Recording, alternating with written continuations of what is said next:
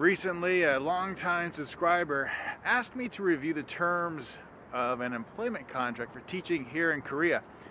And normally I don't get involved with that kind of personal matter, but I'm kind of glad I did because I saw a lot of red flags as I scrolled through the contract. And it brings me to today's video. I want to talk about some key contractual points when you're thinking about teaching here in Korea.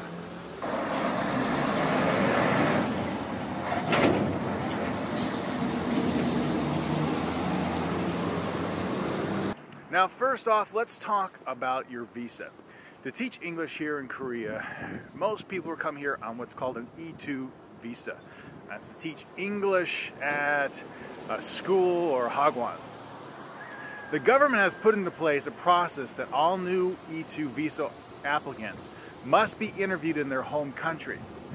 So if a school asks you to come to Korea before you have an E2 visa, run away. Don't take the job. It's illegal. If you do come to Korea without an E2 visa, the school is under no obligation to keep you employed. They can fire you at any time. You have no legal recourse.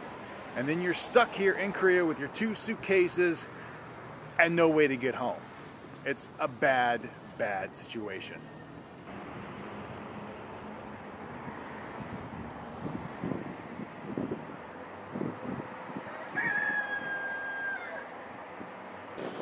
Probably the best benefit of teaching here in Korea is your round-trip airfare. Now, probably 95% of the schools will give you round-trip airfare from your home country. They do this in one of 2 ways. They either front up the cost and give you a prepaid ticket from your home to Korea, and then at the end of your contract, they give you another ticket home. Or, the public schools do this, is they have you buy the ticket, and then as soon as you get here, they reimburse your expense, and then they book you a ticket on the way home. Now, this is where you got to be careful. If you're in a situation where they do the reimbursement, you have to really pay attention to the contract to find out when they're going to reimburse you. Is it immediately? Is it after your first paycheck? More importantly, how much are they going to reimburse you? A ticket from the United States to Korea is roughly 700,000 to 1,000,000 won. If they're not going to reimburse you that full amount, don't take the ticket. In my opinion, if they're not going to pay for your flight out here, don't take the contract at all.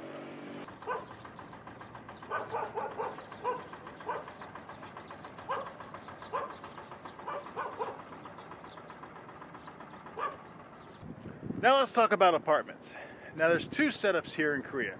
Either the school will provide you with an apartment, or you'll have to find your own.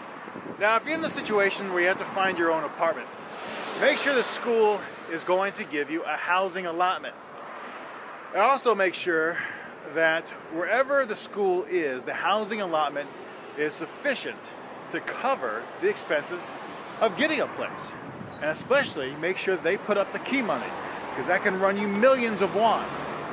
If you're in a situation where the school is going to give you an apartment, most often or not, it's going to be a little studio place, similar to what I have here. You need to make sure that they also give you some necessary things. Most schools will give you a bed, a table, a chair, basic cooking utensils, an aircon, a heater, a washer.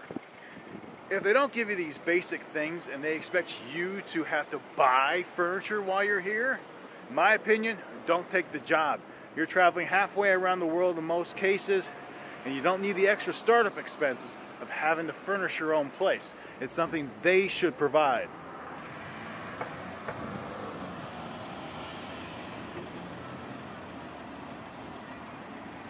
And finally, let's talk about the national pension.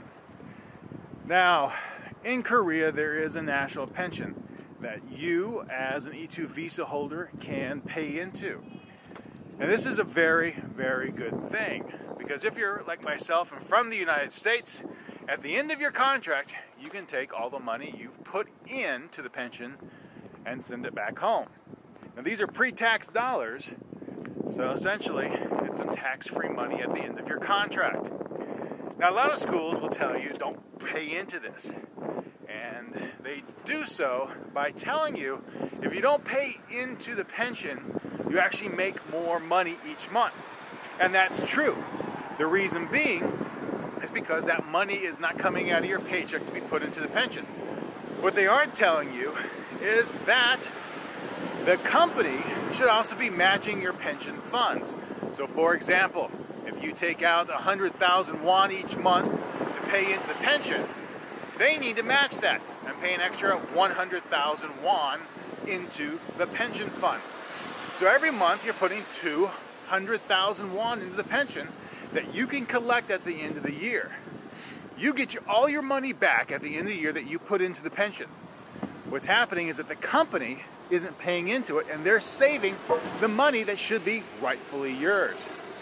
So at the end of the year, you could be looking at, say, 2.4, 2.5, maybe 3 million won back tax-free.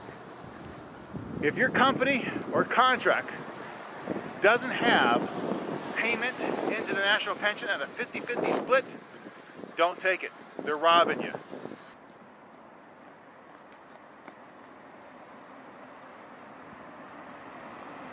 I hope these little tidbits on teaching in Korea as far as looking into aspects of your contract have been helpful. If you have any questions, be sure to drop me a line. I'll be happy to address them in a future video or in the comments below. Have a great one.